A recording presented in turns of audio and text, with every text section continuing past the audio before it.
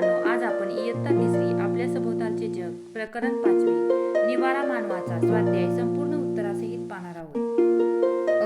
रिकाम्या जागी योग्य शब्द लिहा. ऊन, वारा, पाऊस व थंडी यापासून संरक्षण होण्यासाठी मानवाला निवाऱ्याची गरज असते. रिकामी जागा आहे निवाऱ्याची. लाकूड, माती, दगड व बांबू इत्यादी साहित्यापासून बनवलेली घरे कच्ची घरे असतात, सिमेंटची असतात. मुंग्या निवाऱ्यासाठी स्वतःचे घर बनवतात, त्यास आपण वारूळ म्हणतो. खालील चित्राचे निरीक्षण करून चित्रातील घरे नैसर्गिक की मानवनिर्मित आणि कच्ची घरे की पक्की घरे आहेत याचे वर्गीकरण करा. विद्यार्थी मित्रांनो, मी येथे तुम्हाला व्यवस्थितरित्या वर्गीकरण करून दिलेले आहे. व्हिडिओ आवडला असेल तर व्हिडिओला एक लाईक करा. तुम्ही जर आपल्या चॅनलवरती नवीन असाल तर चॅनलला सबस्क्राईब करायला विसरू नका. एका वाक्यात उत्तरे लिहा. पृथ्वीवरील प्रत्येक प्राण्याला राहण्यासाठी कशाची गरज असते? उत्तर: पृथ्वीवरील प्रत्येक प्राण्याला राहण्यासाठी निवाऱ्याची म्हणजेच घराची गरज असते. 2.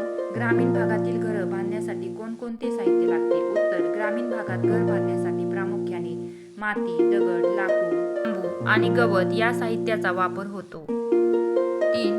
कोणत्या प्रकारच्या घरांचा टिकाऊपणा जास्त असतो? उत्तर: सिमेंट, विटा आणि लोखंडापासून बनवलेल्या पक्क्या घरांचा टिकाऊपणा जास्त असतो. तुमच्या घराच्या बांधकामासाठी कोणत्या साहित्य वापरले आहेत? उत्तर: आमच्या घराच्या बांधकामासाठी सिमेंट, वाळू, विटा, खडी, लोखंडी सळया यांसारखे साहित्य वापरले आहे. 2. कच्ची घरे व पक्की घरे यातील फरक लिहा. कच्ची घरे ही घरे माती, गवत आणि लाकडापासून बनवलेली असतात, तर पक्की घरे ही सिमेंट, विटा आणि लोखंडापासून बनवलेली असतात. 2.